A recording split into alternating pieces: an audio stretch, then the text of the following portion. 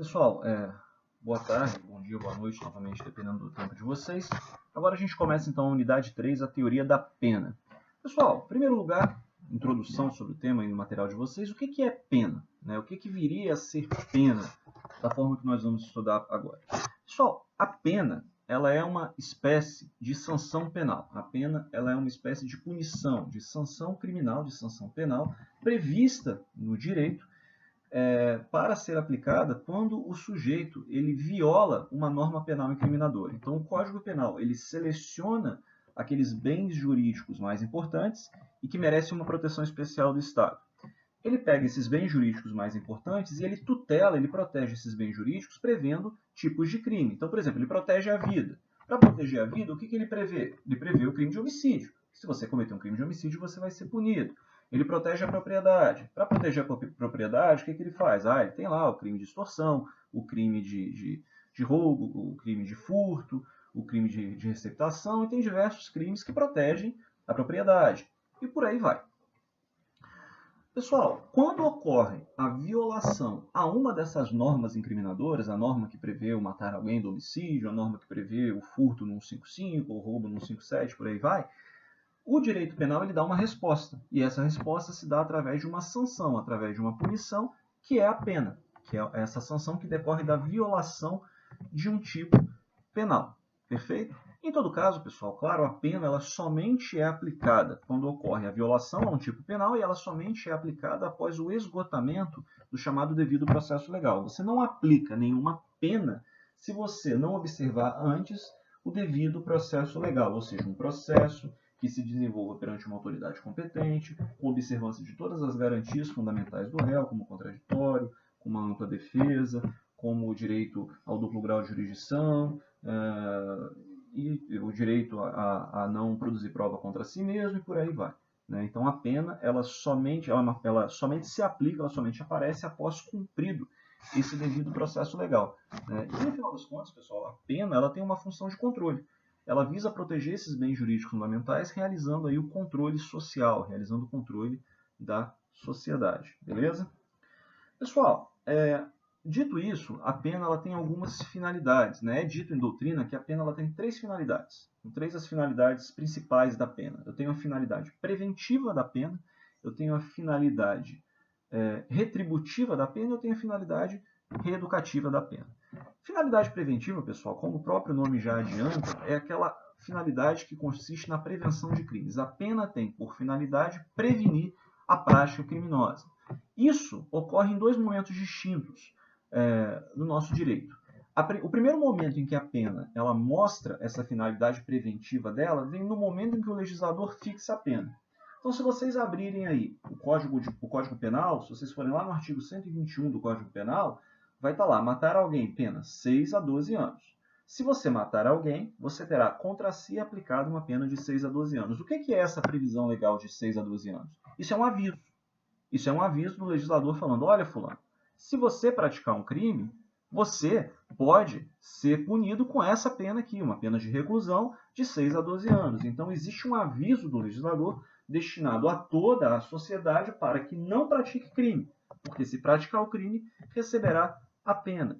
Quando o legislador, então, ele fixa a pena abstrata, a pena prevista no tipo penal incriminador, a pena fixada por lei para cada um dos crimes no Código Penal, se você olhar do artigo 121 em diante do Código Penal, a cada tipo penal corresponde uma pena. Então, essas penas abstratas, elas têm uma função preventiva. No momento que o legislador fixa a pena abstrata, o que ele quer no primeiro momento é evitar que ocorra o crime. Ele quer usar a pena como meio de coerção, como meio de convencimento da sociedade de que o crime não compensa. Perfeito? E essa finalidade preventiva também, pessoal, ela aparece no segundo momento, que é no momento da aplicação da pena. Já é no momento em que verifica-se que alguém praticou o crime, que eu cumpro o devido processo legal e o juiz aplica, no final do processo, em sentença, a pena. Suponhamos que o sujeito pratica um crime de homicídio e tem contra si aplicado uma pena de 10 anos. Essa pena de 10 anos que ele recebeu e que ele vai cumprir tem uma finalidade preventiva? Sim. Só que essa finalidade preventiva ela já é diferente da primeira. Na primeira finalidade preventiva, eu tenho a chamada finalidade preventiva geral, que se destina a todos, que se destina a toda a coletividade. Nesse segundo caso, eu tenho uma prevenção que é muito específica, que é voltada ao agente. a pena aplicada a um caso concreto, ela visa também a prevenir a reincidência. No momento em que o juiz aplica uma pena, ele não está somente castigando o réu, ele também está tentando evitar que esse réu no futuro venha a reincidir. Então, a primeira finalidade da pena é essa finalidade preventiva, tanto geral quanto específica, que tem a ver ou com a prevenção geral de crimes ou com a prevenção da reincidência. Tudo bem? Uma segunda finalidade, pessoal, da pena é a finalidade retributiva. Finalidade retributiva, como o próprio nome já indica, é a finalidade de castigo. A pena visa retribuir com o mal que foi causado pelo criminoso. O criminoso praticou uma conduta delitiva, ele praticou um mal. Qual é a resposta do Estado? A resposta do Estado é um outro mal, que é a pena. A um mal praticado pelo infrator corresponde um outro mal atribuído por parte do Estado, que é a pena. Essa é a conduta retributiva, essa é a função retributiva. E essa função retributiva ela surge no momento em que a pena é aplicada. Quando o juiz aplica a pena, ele está exercitando, ele está praticando essa função retributiva da pena, essa função de castigo mesmo, essa função de retribuir o mal com o mal, no momento da aplicação e também no momento da execução da pena. Tá ok? E a terceira finalidade da pena, pessoal, é a finalidade reeducativa da pena. Essa finalidade reeducativa ela está presente na terceira fase de aplicação da pena, que nós vamos estudar. Terceira fase de aplicação da pena, não. Na última fase, né, em que o sujeito vai cumprir a pena. Então, já tenho a pena fixada em lei, função preventiva. Eu tenho a pena aplicada, função preventiva e função retributiva. E eu tenho agora a pena sendo cumprida, a fase de execução, em que o sujeito está preso, em que ele vai realmente cumprir a pena, ele pode ou não ter algum benefício, como progressão de regime, por aí vai. Mas, enfim, ele está cumprindo a pena. Nesse momento em que ele está cumprindo a pena, a Lei de Execuções Penais, isso está lá no artigo 1º da Lei de Execuções Penais, vai dizer, abre aspas, que a execução penal tem por objetivo efetivar as disposições da sentença ou da decisão criminal e proporcionar condições para a harmônica integração social do condenado e do internado. Ou seja, é função da pena, no momento de seu cumprimento, permitir que o infrator seja reinserido na sociedade. Essa seria, então, a função reeducativa da pena. Perfeito? Seguindo, então, pessoal, a gente vai falar agora dos princípios que são relativos à pena. O primeiro princípio que está no material de vocês é o princípio da legalidade. O princípio da legalidade, simplérrimo. O que é o princípio da legalidade? O princípio da legalidade é aquele mesmo que vocês estudaram no semestre passado, professor Tiziano. Não existe crime sem lei anterior que o defina. Da mesma maneira que não existe crime sem lei anterior que o defina, também não existe, evidentemente, pena sem lei anterior que a defina. Então, o princípio da legalidade, evidentemente, ele não é somente em relação ao crime, mas também em relação à pena.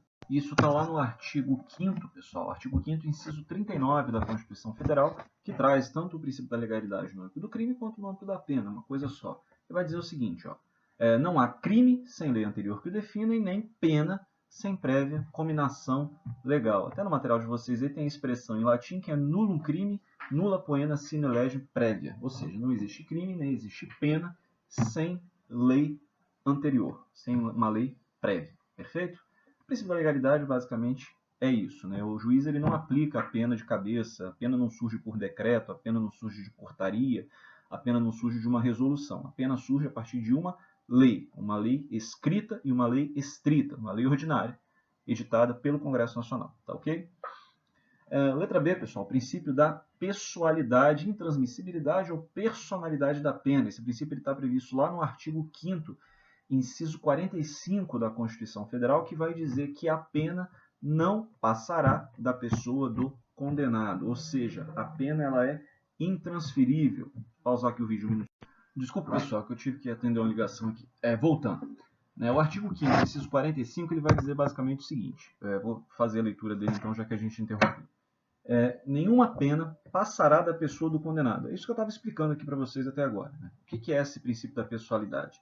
A pena ela é pessoal, a pena ela é intransferível. Então, se eu aplico a pena a uma pessoa, a pena que foi aplicada a essa pessoa não pode ser cumprida por outra. Não pode ser transferida para outra pessoa. Né? Nem de forma coercitiva, porque o Estado determinou que fosse, e nem de forma voluntária. Né? Eu não posso, por exemplo, meu pai teve contra ele aplicado uma pena de prisão de 20 anos. Meu pai é idoso, não quero que meu pai vá para a cadeia. Então eu vou me apresentar lá para poder aplicar a pena, para que a pena seja aplicada contra mim de forma voluntária. É possível isso? Claro que não. A pena é pessoal, a pena é intransferível. Eu não posso, né, nem poderia também renunciar ao meu direito à liberdade, seria um direito irrenunciável, em tese, por ser um direito fundamental, e eu também não poderia cumprir a pena alheia por se tratar de algo intransferível e incomunicável. Então, o primeiro ponto é esse, né, em relação ao princípio da pessoalidade. Mas o artigo 5º, inciso 45, ele prossegue, ele não para por aí, ele vai dizer o seguinte, ó, vou ler novamente, nenhuma pena passará da pessoa do condenado, podendo a obrigação de reparar o dano e a decretação do perdimento de bens ser, no termo da lei, nos termos da lei, estendidas aos sucessores e contra eles executadas, até o limite do valor do patrimônio transferido. Pessoal, isso aqui causa alguma confusão, porque existem algumas pessoas que interpretam que essa parte final do inciso 45 seria uma mitigação da primeira parte. Pessoal, não é. O que o artigo 40, o inciso 45 ele diz? Ele diz claramente, a pena não pode passar da pessoa do condenado. Então, se alguém é condenado a uma pena, ninguém pode cumprir essa pena no lugar dela, e mesmo se a pessoa vier a falecer e não cumprir a pena vai ser extinta. Eu não posso passar a pena para os meus herdeiros. Eu tenho uma pena de 5 anos de prisão contra mim, ou uma pena de multa, ou uma pena de prestação de serviço à comunidade, eu venho a falecer, não cumpro a pena. Os meus herdeiros podem cumprir a pena? Eles serão obrigados a cumprir a pena? Claro que não. A pena não passa da pessoa do condenado. O que passa, no entanto, é uma eventual obrigação de reparar o dano ou uma pena de perdimento de bens, que não seria nenhuma pena, seria um efeito da sentença, né? Ou a perda de bens utilizados na prática do crime, ou a obrigação de reparar os danos. Pessoal, a perda de bens determinada em uma sentença penal condenatória e a obrigação de reparar os danos, primeiro, não é pena. Em segundo lugar, ela não passa também da pessoa do condenado por uma razão muito simples. Os herdeiros, eles somente serão obrigados a perder os bens ou a pagar esses danos ao qual o condenado, o sujeito lá, ele foi condenado, até o limite da herança. Então, eu tenho uma obrigação de reparar danos em razão de um crime no valor de 100 mil reais. Eu venho a falecer e transfiro para os meus herdeiros, o meu patrimônio que vai ser transferido é um patrimônio de 50 mil reais. Então vai o Estado e executa, os herdeiros executam esse patrimônio para poder cumprir essa pena. Quanto que o Estado vai conseguir receber? 50 mil. Esgotado o tanto de patrimônio que eu transferi para os meus herdeiros, a pena não será mais cumprida. Então vai extinguir a pena também, porque eu não transferi mais nada. Eu não tinha 100 mil para transferir, eu só transferi 50. Perfeito? Seguindo então, pessoal, o terceiro princípio é o princípio da individualização da pena, que está lá no artigo 5º, inciso 56 da Constituição Federal. Deixa eu abrir aqui para a gente poder fazer a leitura junto. Ele vai dizer o seguinte, pessoal. A lei regulará a individualização da pena e adotará, dentre outras, as seguintes. Aí que tem diversas penas, né? Privação ou restrição da liberdade, perda de bens, multa, prestação social alternativa, suspensão ou interdição de direitos. Pessoal, quando a Constituição Federal ela fala em individualização da pena, a grande importância que a gente tem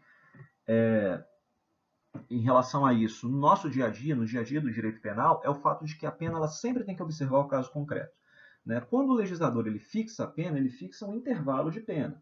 Né? A pena ela vai de 1 a 6 anos, a pena ela vai de 6 a 12 anos, a pena ela vai de 12 a 30 anos e por aí vai. Ele fixa um intervalo de pena mínima e pena máxima. Agora, a pena, dentro desse intervalo, qual é a pena final que vai ser aplicada para o caso concreto depende das peculiaridades desse caso concreto. Então, a cada vez que o juiz aplica a pena, ele tem que observar as peculiaridades do caso concreto e também algumas condições pessoais do agente, de modo que acaba sendo um direito fundamental desse agente que ele tenha contra ele aplicado uma pena individualizada, ou seja, aplicado uma pena que corresponda exatamente, na exata medida, ao crime que ele cometeu. Não é uma pena padrão, uma pena genérica, nem uma pena alta demais e também, em favor da sociedade, nem uma pena baixa demais. Ele tem o direito a ter aplicado contra si uma pena correspondente às peculiaridades do crime que foi praticado. Perfeito? Então, sempre que o juiz aplica a pena, vocês vão ver, ele tem que fundamentar o porquê que ele está aplicando aquela pena, ele tem que mostrar o passo a passo para ele chegar àquela pena, tudo isso como forma de garantir o princípio da individualização da pena. Perfeito? Em seguida, nós temos